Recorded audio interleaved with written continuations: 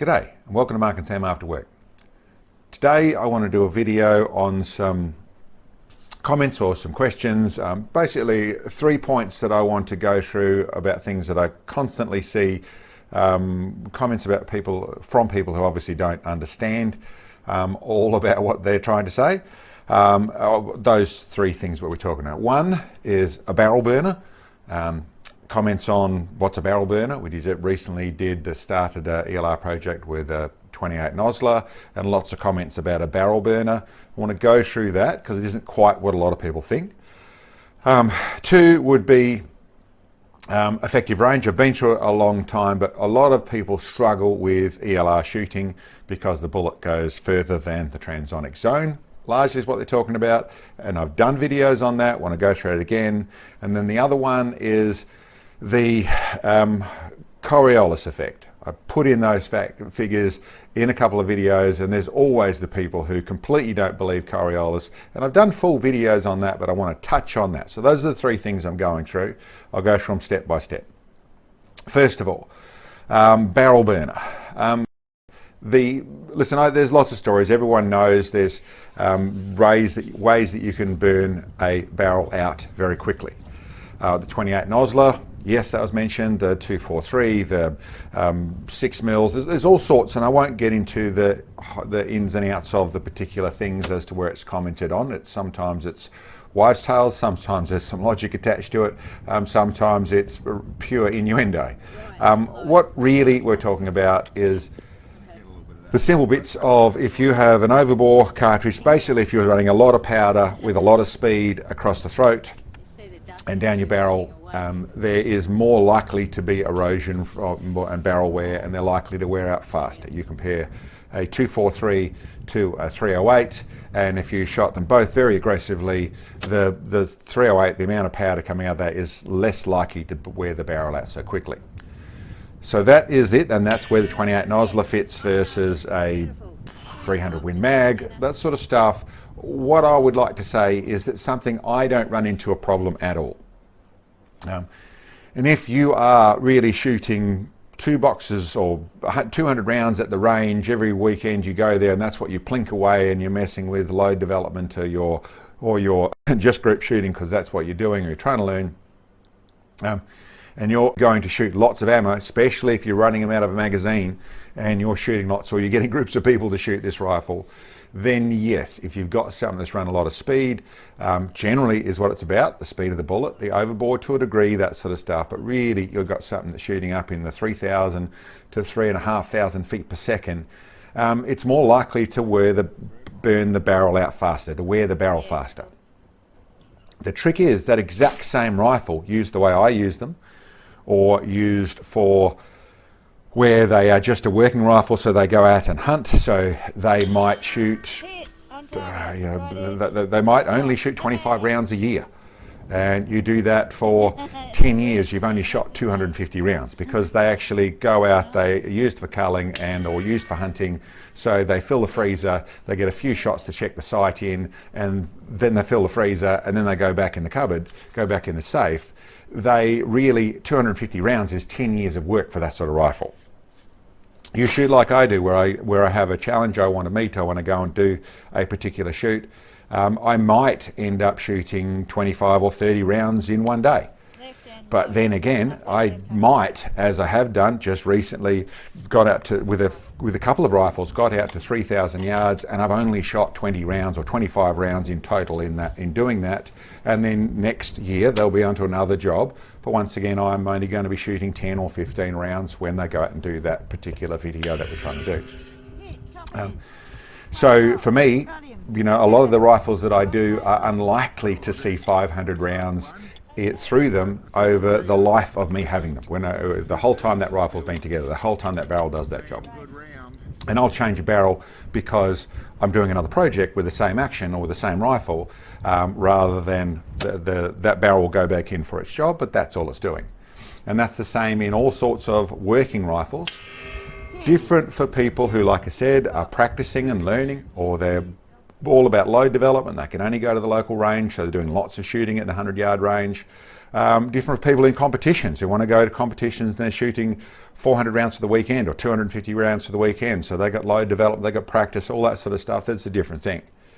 So the comment of barrel burner is much more about how you use a rifle. And that can be the same as with other things. You might be harder on gear. You like to get in there and load a magazine and run the bolt and do 2 magazines in a row and get 5 shots or 10 shot groups and do your load development like that.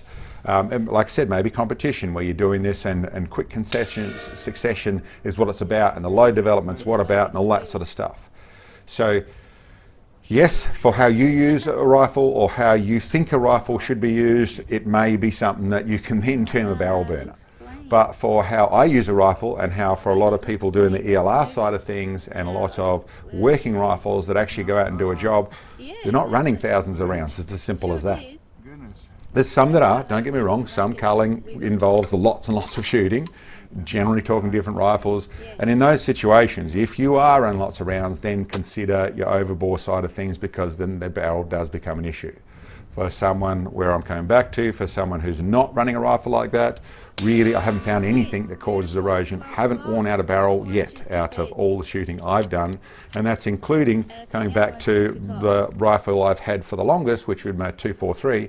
It now has a different barrel in it because I wanted to step it up, and I went for a 243 Ackley improved with a longer barrel, blah blah blah.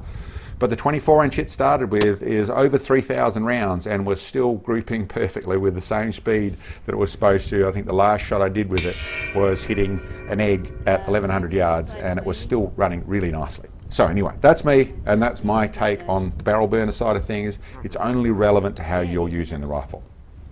Okay. The next one I want to talk about, the next one I will talk about is the effective range side of things, or effective range and the extreme range, and really I'm talking about ELR and I'm talking about the transonic zone. Now, effective range is a very different thing. That is where that cartridge is still carrying power to do its job thoroughly. That is not the lethal range by any means, that's the effective range. A very different thing and much more about hunting or about service work and that side of things. And that's where you're still carrying somewhere in the vicinity of 1,800 to 2,000 feet per second speed. So it's quite a different thing than transonic zones and all the rest of it. The main thing that I think people struggle with is the transonic zone and the thought that the bullet is going to tumble. The simple nutshell, I've done full videos on this, but the simple thing is largely that doesn't happen. Yes, the transonic zone, and you'll hear in most of my videos, you can hear the crack of it coming back through the sonic, through the sound barrier. There's a crack on the way up. You don't hear it because it goes off with your muzzle blast. And there's a crack on the way down. As it goes back through, it's the compression of the sound waves as it comes back through from supersonic to subsonic, there's a bang. And then that is where we're talking about where the transonic zone is. And yes, there is a shock that the bullet deals with. The thing is, a bullet is spinning at a massive speed. It has a huge amount of gyroscopic stability. And it's only very rare situations that a bullet will start to tumble. It does happen, but far less than people realise. Far, far less than people realise. And if it was tumbling, people say, oh, I can see your groups opening up at we're shooting at 2 miles or at 3,000 yards or at 3,500 yards or further or less, but out a long way, and people see MOA group or a 2 MOA group and go, well, it's a big group, so because it's 2 meters wide, so it must be your bullets tumbling. No. The things you're looking at, and this is the main thing that the transonic zone or that bullet stability gets blamed for, is that once you go out a long way, the bullet has to travel through the air. And the air is a changing thing. Wind is always a very dynamic thing, and that will move your bullet around. So reading conditions, learning conditions, understanding conditions, but you're always going to have to deal with the fact the bullet is pushed around. If it was tumbling, it will be a huge group. The bullets, once they start to tumble, they start to veer off and go all sorts of different places. Yes, at close range you can have a bullet tumbling, and this is where the confusion comes from. You can have a bullet tumbling out of a handgun at 25 yards and see it go sideways through the target. It hasn't had time to move out, it's only 25 yards. Once you go to 1,000 yards, things change dramatically. If the bullet's tumbling, it won't get to target in any sensible form. It'll be 50 meters away from the target if it started tumbling halfway. If it's once you go to 2,000 and 3,000, you just simply don't see it. If that bullet tumbles, you won't see the impact. That's the simple truth of it. If you do see the impact, it hasn't tumbled. If it's, well, it's in range. I'm not saying that if you see it 100 metres to the side, but if it's roughly in that area, if it's in a 5 MOA group, it wasn't tumbling. Simple as that. But the trick of it is, it very rarely happens. It's far less common than people realise. What you're really talking about in your group opening up is the conditions. The actual bullets are spinning at somewhere between 200,000 and 300,000 RPM. They have a huge amount of gyroscopic stability. So I won't go any deeper into that. I've done a full video on it, but no, that transonic zone, although it's real, all that stuff happens, it doesn't affect the bullet anywhere near as much as a lot of people would consider, or a lot of people would think. Okay, last one, Coriolis. Now there's a lot of people don't want to believe it's real, and there's a few different reasons for it. There's the flat earthers that think the earth isn't spinning, or the earth is flat, or all that sort of stuff.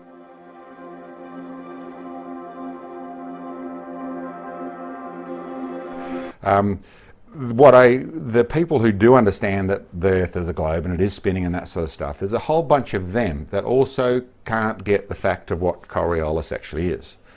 They consider that what people are saying is that the earth is spinning at however many kilometres an hour, flat out, and the atmosphere is still, and when the bullet goes off, how can it be that the bullet, if it actually was affected like that, then the bullet would be so far away from target all the time, and it would be random, and it's really problematic for them. That you've not got Coriolis or the spinning of the earth and the differences as to what's actually going on. It is a maths thing, Coriolis.